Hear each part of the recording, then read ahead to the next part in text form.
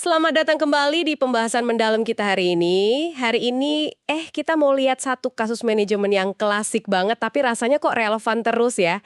Ini dari buku Management Cases-nya Peter F. Drucker. Kita bakal fokus ke kasus nomor 30, Ross Abernathy dan Frontier National Bank.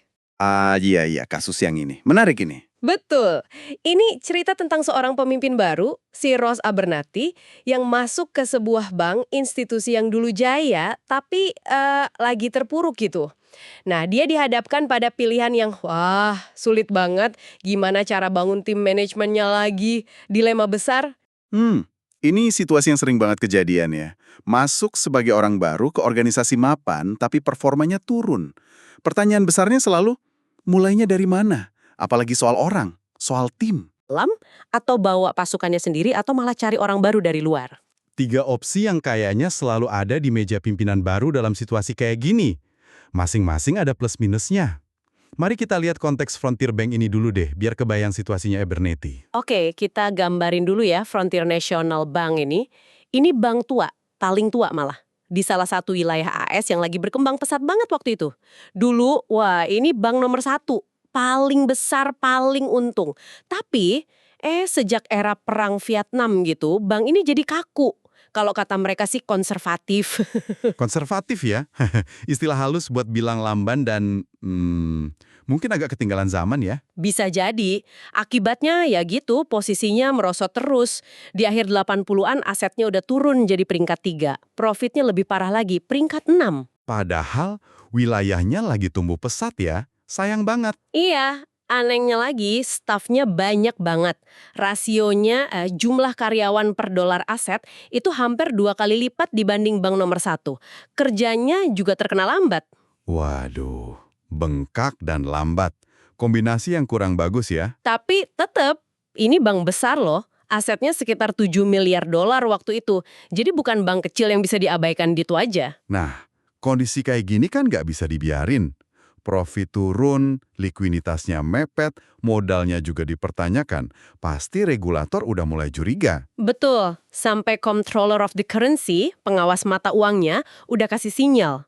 Secara halus sih, tapi intinya ngasih kode, mungkin sebaiknya merger aja sama bank pesaing yang lebih lincah. Wah, itu udah lampu kuning, bahkan mungkin merah ya. Semacam ultimatum halus. Makanya, Dewan Direksi akhirnya ambil langkah drastis. Iya, mereka cari CEO baru dari luar. Nah, disinilah Ross Abernathy masuk. Oke, si tokoh utama kita. Gimana latar belakangnya dia? Usianya 47 tahun waktu itu. Karirnya menarik nih. Mulai dari lulusan SMA, kerja di bank skala menengah di Chicago. Sambil kerja, dia kuliah malam, dapat sarjana, dapat master. Keren lah. Pekerja keras berarti ya? Banget. Karirnya naik cepet banget. Dia sama rekannya itu berhasil bawa banknya jadi pemimpin pasar. Nggak cuma di Chicago, tapi level nasional, bahkan global. Terutama karena dia jago banget bangun bisnis internasional bank itu. Wow, track recordnya bagus berarti. Punya bukti nyata. Punya, tapi ada sedikit drama juga di karirnya. Pas posisi CEO di Bank Chicago itu kosong, dia kalah. Tipis banget, cuma selisih 1 suara sama rekannya yang sedikit lebih tua. Ouch. Pasti sakit itu buat orang yang ambisius. Kayaknya sih gitu, dia digambarkan emang sangat ambisius dan kompetitif. Dia sempat bertahan setahun jadi wakil ketua, mungkin kayak posisi hiburan gitu ya. Posisi yang agak nanggung mungkin ya? Bisa jadi, akhirnya dia pindah ke kota lain, tempat si Frontier Bank ini berada. Di sana dia mimpin grup perusahaan asuransi yang lagi stagnan. Dan dalam 3 tahun, berhasil dia putar balikan keadaannya. Wah, jadi dia punya pengalaman turnaround juga ya? Bukan cuma membangun dari nol atau mengembangkan yang sudah ada. Betul. Nah, makanya pas tawaran dari Frontier datang, dia awalnya agak ragu. Kenapa ragu? Kan ini kesempatan besar. Jadi CEO bank besar. Dia tahu kerjaannya bakal berat banget, misi penyelamatan kan. Terus dia juga nggak terlalu terkesan sama eksekutif Frontier yang pernah dia temuin. Dia mikir ini bank bisa diselamatin nggak ya? Apalagi udah ketinggalan di area penting kayak korporat besar, dana pensiun, sama bisnis internasional. Ironis ya, justru area-area itu kan keahlian dia sebenarnya, yang bikin dia sukses di Chicago. Nah itu dia.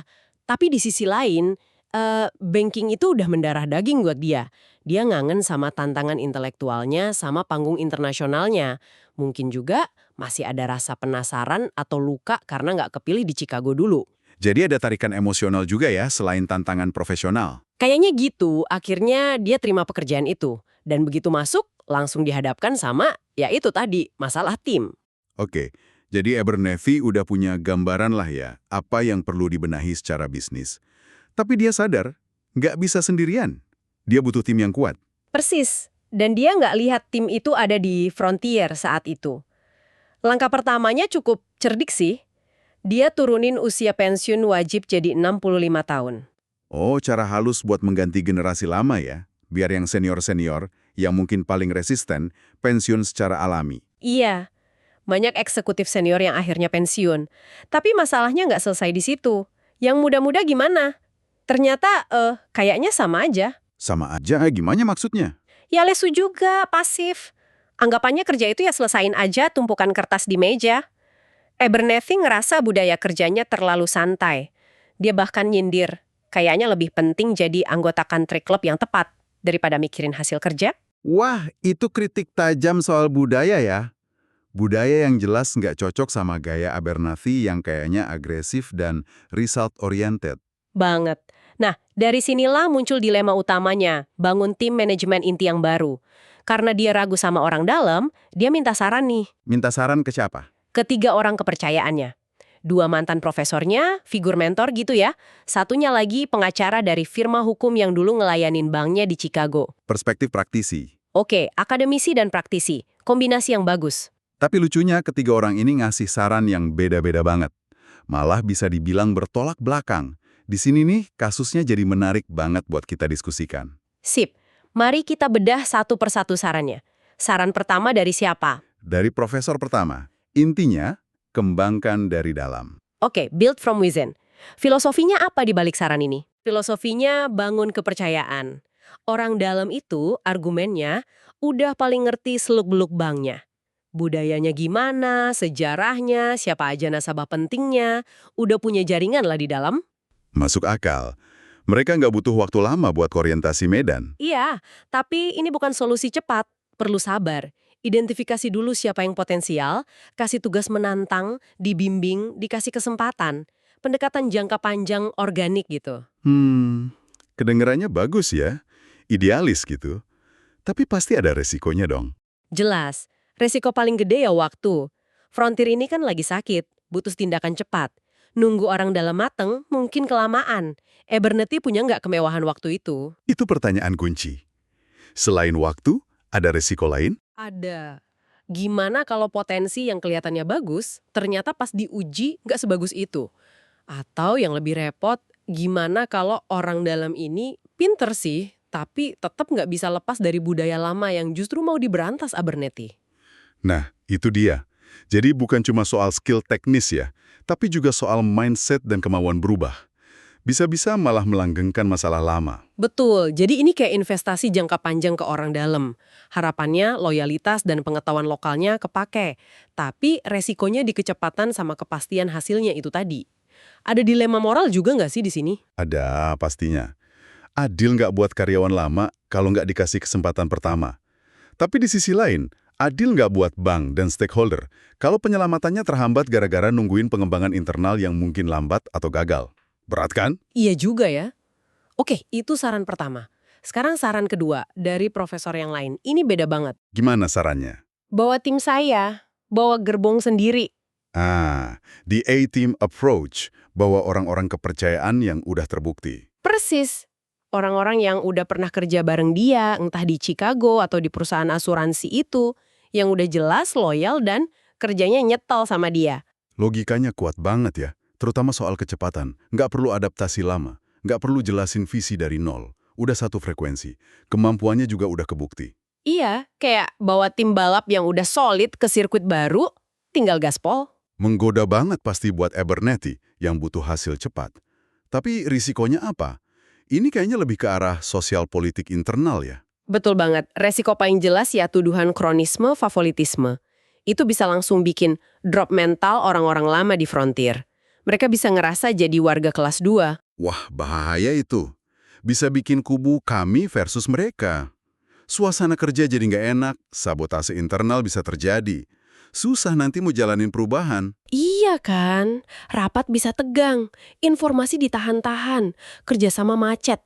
Terus ada pertanyaan lain juga, apa tim bawaan ini beneran cocok buat Frontier? Maksudnya? Mereka mungkin jago di Chicago atau di asuransi. Tapi apa mereka ngerti pasar lokalnya Frontier? Regulasinya, nasabahnya? Jangan-jangan bawa solusi template yang nggak pas sama konteks di sini. Bener juga. Kecepatan eksekusi bisa jadi bumerang kalau arahnya salah karena nggak paham konteks lokal.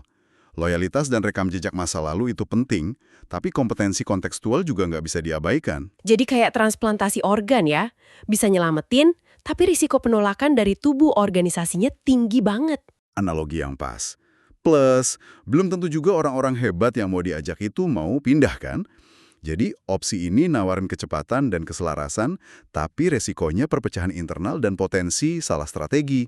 High risk, high reward. Oke, jelas banget bedanya sama opsi pertama. Sekarang kita ke opsi ketiga. Ini dari si pengacara.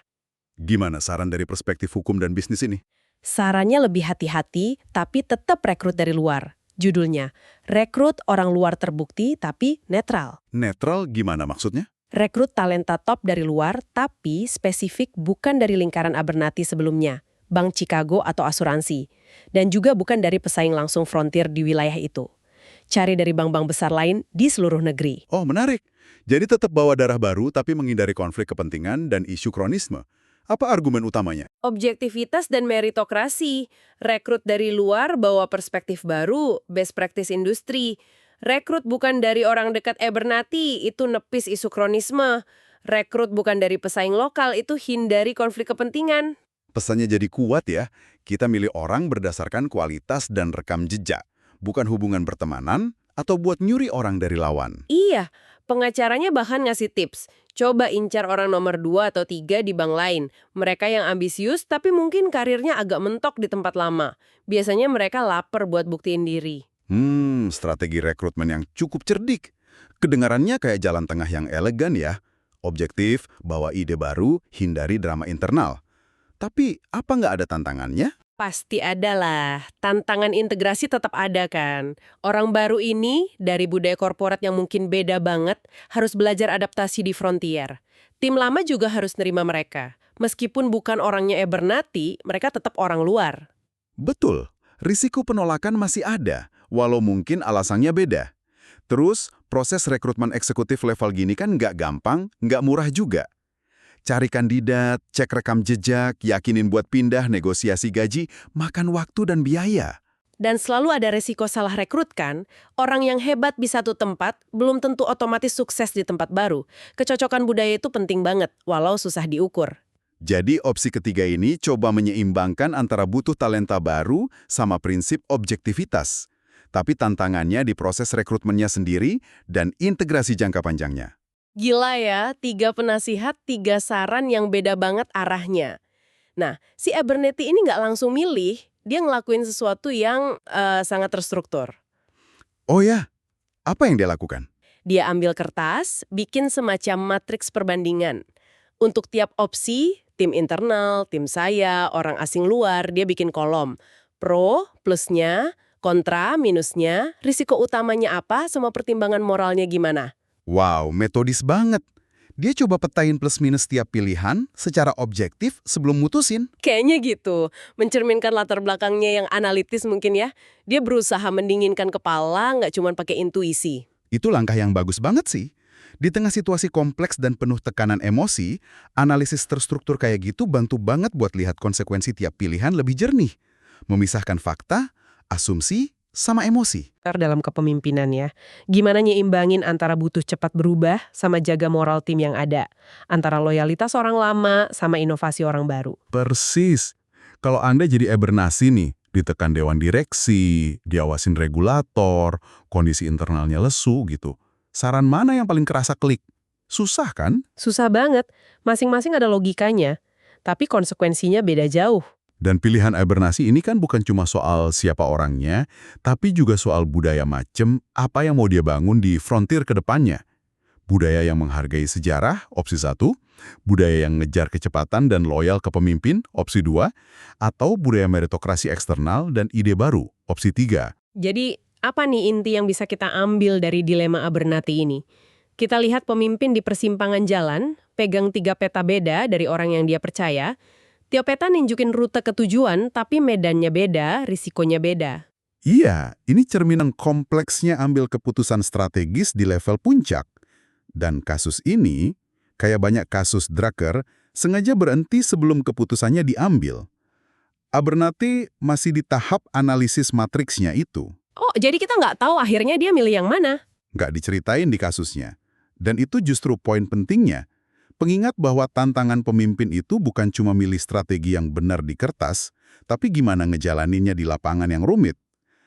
Analisis Abernathy itu langkah awal yang bagus, tapi sukses atau enggaknya tergantung eksekusinya nanti. Dengan beberapa pertanyaan buat direnungkan lagi. Pertanyaan yang mungkin juga ada di kepala Abernathy pas lihat matriksnya itu. Misalnya, apa asumsi dasar tentang manusia, motivasi, dan perubahan organisasi di balik tiap saran tadi? Saran mana yang paling optimis soal potensi orang buat tumbuh? Mana yang paling, mungkin agak sinis? Terus ada nggak risiko atau manfaat tersembunyi yang mungkin belum kepikiran sama Abernathy? Misalnya, seberapa parah sih sebenarnya penyakit budaya di Frontier itu? Apa mungkin resistensinya bakal kuat banget sampai tim dari luar pun susah nembusnya? Atau sebaliknya, jangan-jangan ada permata terpendam di antara staf internal yang kalau dikasih kesempatan bisa bersinar luar biasa. Dan satu lagi, mungkin nggak sih dia mengkombinasikan ketiga strategi itu? Oh iya, misalnya promosi beberapa orang dalam, bawa 1-2 orang kunci dari tim lama, terus rekrut beberapa bintang dari luar buat posisi tertentu. Bisa jadi kan? Menjawab pertanyaan-pertanyaan ini, dengan segala ketidakpastiannya, itulah seninya memimpin dalam situasi turnaround. Gimana menavigasi pilihan-pilihan sulit dengan informasi yang nggak pernah lengkap. Menarik banget. Sebuah kasus yang memaksa kita berpikir tentang inti dari kepemimpinan dan pengambilan keputusan. Terima kasih sudah menyimak diskusi kita kali ini. Semoga bermanfaat ya. Sampai jumpa di pembahasan berikutnya.